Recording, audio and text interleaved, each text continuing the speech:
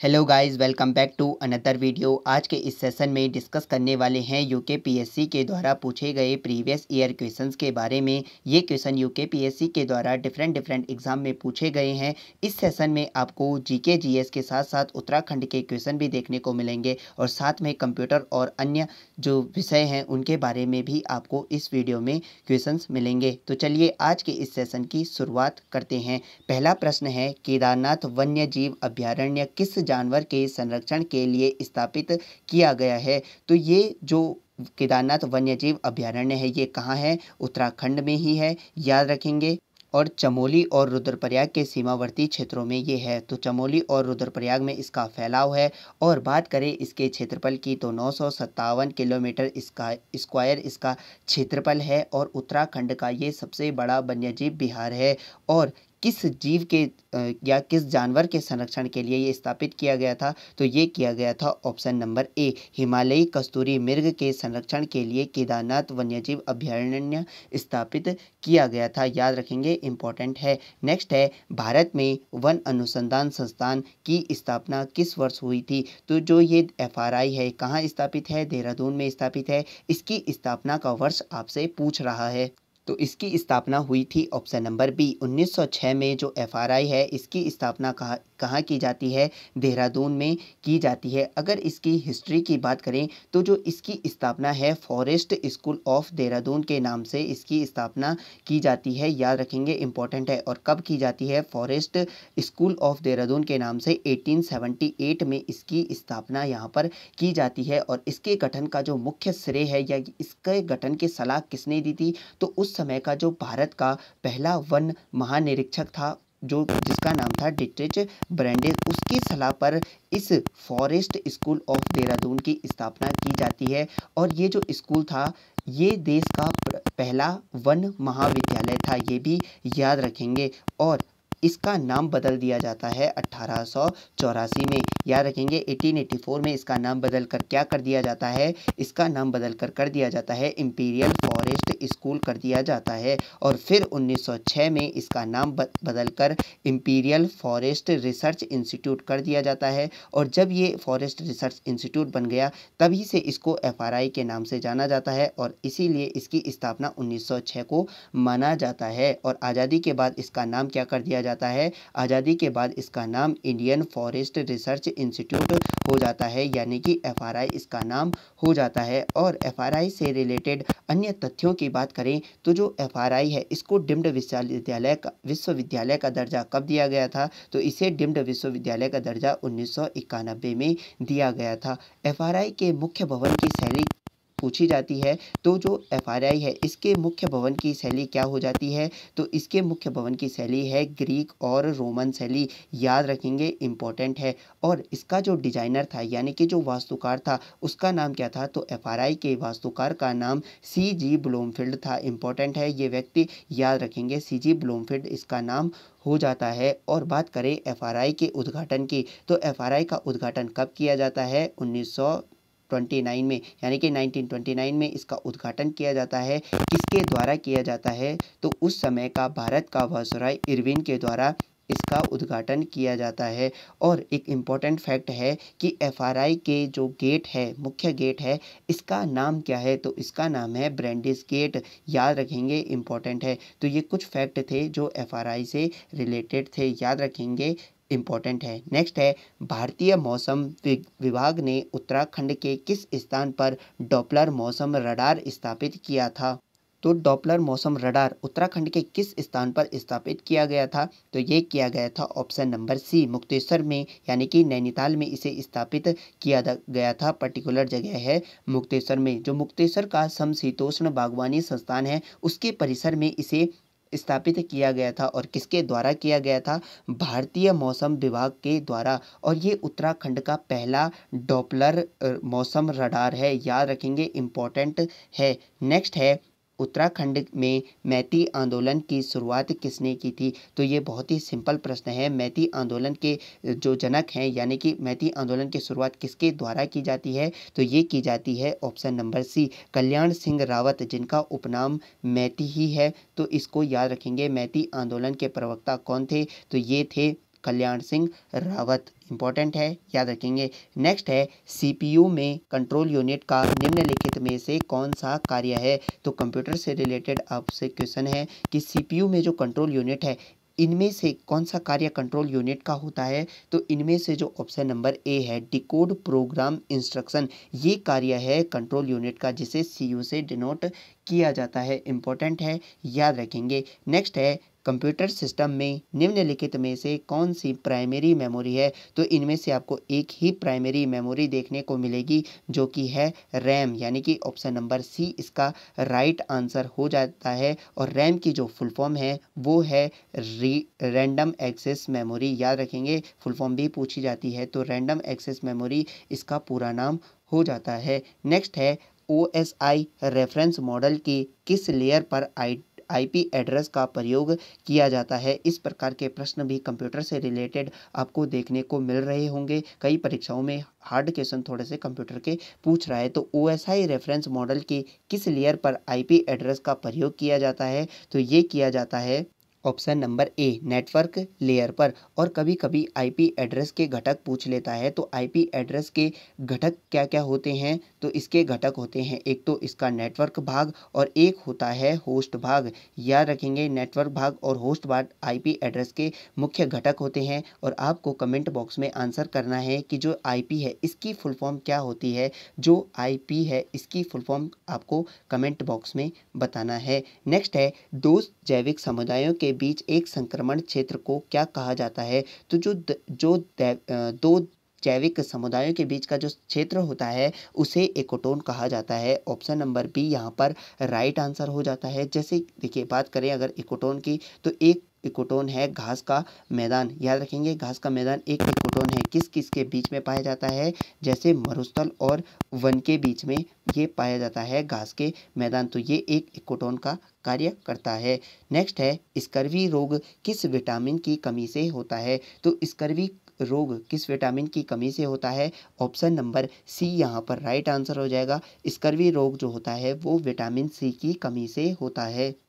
अगर vitamin C के रासायनिक नाम की बात करें तो इसका जो रासायनिक नाम है वो है एस्कॉर्बिक अम्ल, यानी कि एस्कॉर्बिक एसिड इसका जो वैज्ञानिक नाम हो जाता है, माफ़ कीजिएगा रासायनिक नाम हो जाता है। और अगर विटामिन की खोज की बात करें तो ये की थी हॉपकिंस ने। इम्पॉर्टेंट है, विटामिन की खोज किसने की थी, हॉपकिंस ने की थी। लेकिन जो विटामिन शब्द है ये किसने दिया था। तो विटामिन जो शब्द है ये दिया था सी फंक ने, याद रखेंगे। सी फंक के द्वारा विटामिन शब्द दिया जाता है। और जो ये FG हॉपकिंस है इसके द्वारा विटामिन की खोज की जाती है। विटामिनों से लेकर एक और प्रश्न बन जाते हैं कि वसा में घुलनशील विटामिन बताइए और बताइए पानी में घुलनशील विटामिन। तो आपको याद रखना है पानी में जो घुलनशील विटामिन है दो ही होते हैं, बी और सी जो विटामिन है ये पानी में घुलनशील हैं। और वसा में घुलनशील जो विटामिनों की बात करें तो A, D, E और के इसमें इम्पोर्टेंट है, याद रखेंगे। वसा में घुलनशील विटामिन और पानी में घुलनशील विटामिन। नेक्स्ट है डैश में प्रकाश अधिकतम गति से यात्रा करता है। तो इनमें से जो है प्रकाश किसमें सबसे अधिक गति से यात्रा करता है। तो जो इसका राइट आंसर है वो हो जाएगा ऑप्शन नंबर सी, निर्वात में प्रकाश की चाल सबसे अधिकतम होती है। नेक्स्ट है झूम क्या है। तो ये भी यूके पीएससी के द्वारा पूछा गया प्रश्न है, प्री में ही पूछा गया था।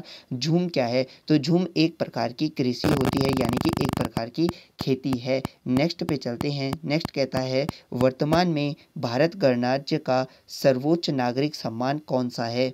तो भारत के सर्वोच्च नागरिक सम्मान की बात करें तो ये हो जाता है option number D, Bharat Ratna जो है भारत का सर्वोच्च नागरिक सम्मान है। और कब से दिया जा रहा है तो 1954 से इसे दिया जा रहा है, याद रखेंगे। और भारत रत्न की जो सिफारिश करते हैं वो पीएम करते हैं। पीएम के द्वारा किसको की जाती है तो राष्ट्रपति को की जाती है। इंपॉर्टेंट फैक्ट है, याद रखेंगे। अगर बात करें 1954 में ये किसे दिया गया था तो तीन लोगों को ये दिया गया था। किसे किसे, तो जो सीवी रमन हैं उन्हें दिया गया था, सी राजगोपालाचारी को दिया गया था और उसके साथ साथ में राधा कृष्णन, डॉक्टर सर्वपल्ली राधाकृष्णन को ये 1954 में दिया गया था। तीन व्यक्तियों का नाम आपको याद में रखना है। और बात करें जो दो गैर थे दो गैर भारतीय जो भारत रत्न प्राप्त करता है कौन कौन है, तो एक हो जाते हैं सीमांत गांधी यानी कि खान अब्दुल गफ्फार खान। याद रखेंगे इन्हें कब दिया गया था, खान अब्दुल गफ्फार खान को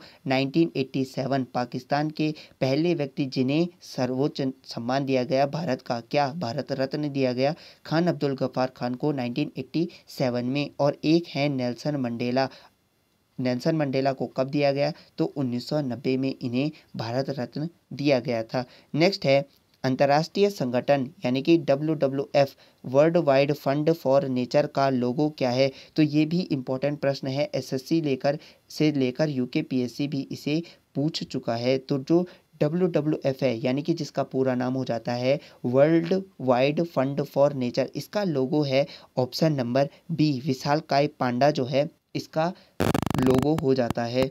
और WWF की बात करें, इसकी स्थापना मुझे ठीक से याद नहीं आ रहा है, लेकिन आप लोग 1961, इसे आप लोग कमेंट बॉक्स में करेक्शन करना अगर मैं गलत बोल रहा हूँ, तो 1961 में इसकी स्थापना की जाती है WWF की, याद रखेंगे। और इसका मुख्यालय जो है वो स्विट्ज़रलैंड में हो जाता है। ये तो कन्फर्म है कि इसका मुख्यालय जो है स्विट्ज़रलैंड में है, लेकिन स्थापना वर्ष आप लोग याद रखेंगे, ध्यान रखेंगे। नेक्स्ट है वर्ष 1921 में 26वां संयुक्त राष्ट्र जलवायु परिवर्तन सम्मेलन जिसे COP26 कहा जाता है, कहाँ आयोजित किया गया था, तो जो ये COP26 सम्मेलन है ये आयोजित किया गया था ऑप्शन नंबर सी, ग्लासगो में इसे आयोजित किया गया था। और कब से कब तक, तो 31 अक्टूबर से 13 नवंबर 2021 तक इसे आयोजित यहाँ पर किया गया था। और कहाँ आयोजित किया गया था, तो स्कॉटलैंड में इसे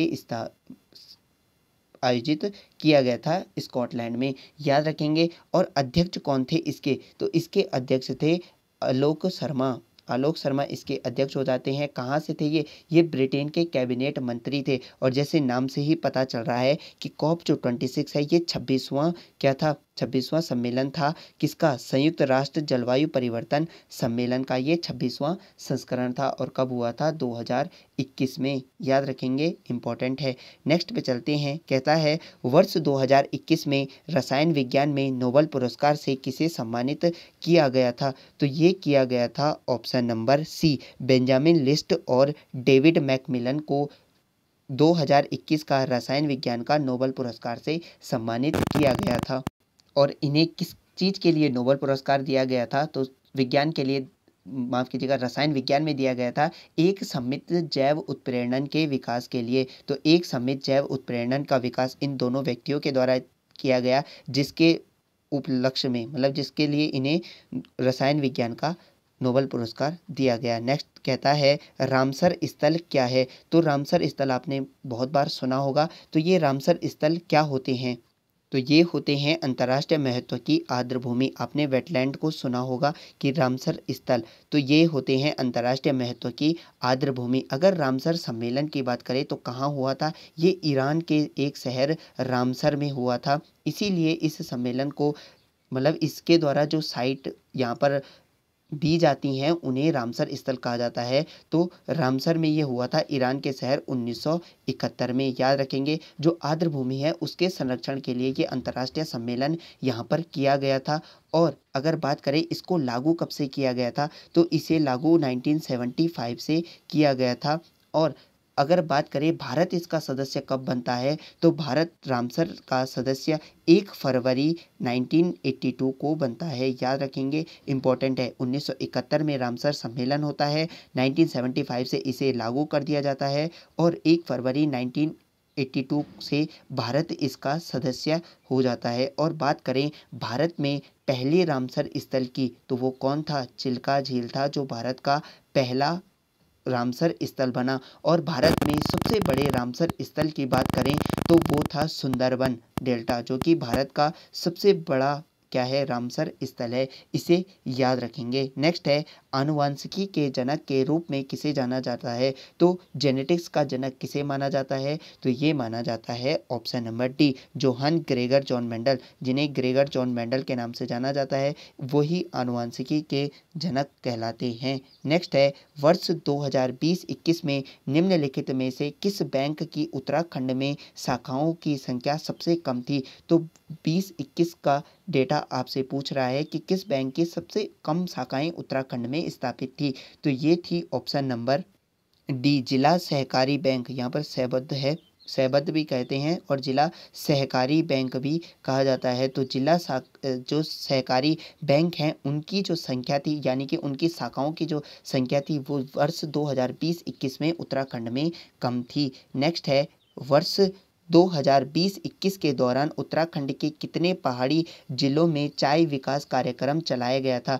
तो ये चलाया गया था 9 जिलों में। याद रखेंगे, 9 जिलों के 28 विकास खंडों में इसे चलाया गया था चाय विकास कार्यक्रम।